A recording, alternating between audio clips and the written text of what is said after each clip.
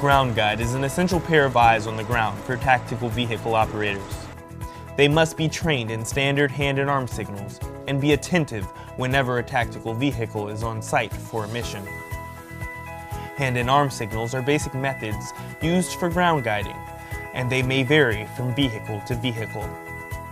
The operator serves as the subject matter expert for the vehicle being ground guided and the mission on hand. Before a tactical vehicle embarks on a mission, a good practice that's embodied in safety is to conduct a proper 360-degree walk around the vehicle.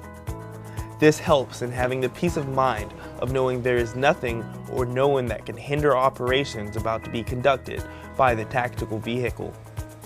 A proper 360 has to be conducted by both operator and ground guide to identify blind spots, radius marker for proximity between the vehicle and ground guide, pinch points, and a mutual understanding of the hand and arm signals between both parties.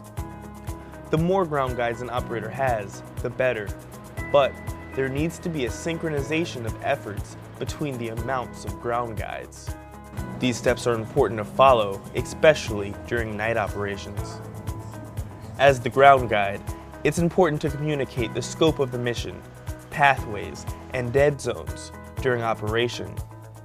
Commanding your workspace is the best way to ensure that safety is implemented. Ceasing operations when noticing something is unsafe, staying in the operator's line of sight, allows the mission to take place without mishaps. Operators and ground guides will coordinate signals before vehicle movement. Voice signals between a ground guide and operator can be misunderstood. Therefore, they should not be used except in an emergency. Always use ground guides when backing, in bivouac area, congested or unfamiliar areas, or when maneuvering in hazardous terrain. This is especially important when operators' visibility is restricted or in areas prone to vehicle rollovers. Clear personnel before starting engines. Keep watch of ground guides and stand clear of all moving objects. Sound the horn twice before backing any type of vehicle. Ground guides should position themselves so that they are not in between the vehicle and an object. At no time will ground guides run or walk backwards while guiding a vehicle. No horseplay. If the driver cannot see the ground guide, stop the vehicle immediately. Before resuming, ensure the operator has visibility with the ground guide. Ground guides are required for the following motor pool operations: vehicles moving on and off lines, in and around fuel points, moving in and out of wash racks. When using two ground guides, visualization should be maintained between the two ground guides and the operator. Hand and arm and light signals are used to guide and direct vehicles. Flashlights with colored lenses are used at night to direct vehicles. Red filters should be used whenever possible in order to preserve the operator's night vision. Chemical lights can also be used and have less effect on the operator's night vision. Attention! To give this signal, start by raising the arm to the side slightly above shoulder level, elbow locked, fingers and thumb extended and joined, palms facing forward. Bending at the elbow, wave your hand from just above shoulder level to above your head several times. Mount. Raise the left arm laterally with the elbow locked, fingers and thumb extended and joined, palm facing up. Raise the arm until the hand is higher than the head. Repeat this until all personnel are loaded. Move forward. Start by raising both arms extended in front of the body, fingers and thumb extended and joined, palms facing up. Bend at the elbows, bringing the palms towards the face. Slow down. Extend the arm horizontally to the side, palm facing forward. Wave the arm slightly downward. Turn right. Start by raising the right arm horizontally and parallel to the ground. Fingers and thumb extended and joined. Keeping the left upper arm horizontal, bend the elbow towards the chest repeatedly. Turn left. Start by raising the left arm horizontally and parallel to the ground.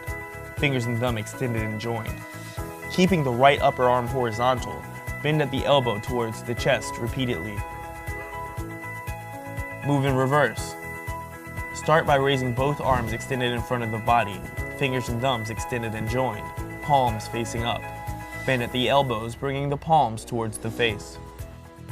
Stop/halt. To give this signal, cross both forearms above the head in the direction of the vehicle.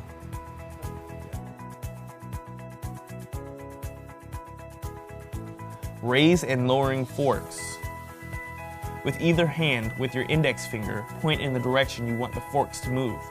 Up to raise and down to lower in a circular motion.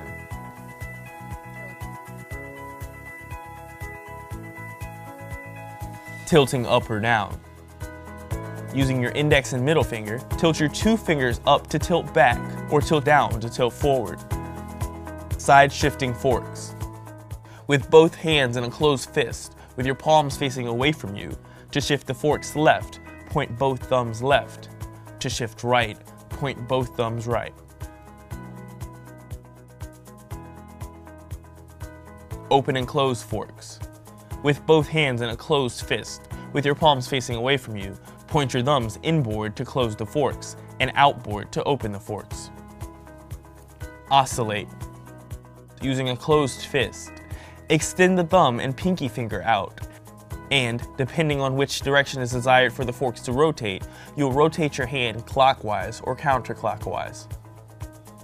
Let's review. Always use ground guides when backing, in the bivouac area, congested or unfamiliar areas, or when maneuvering in hazardous terrain. This is especially important when operators' visibility is restricted or in areas prone to vehicle rollovers.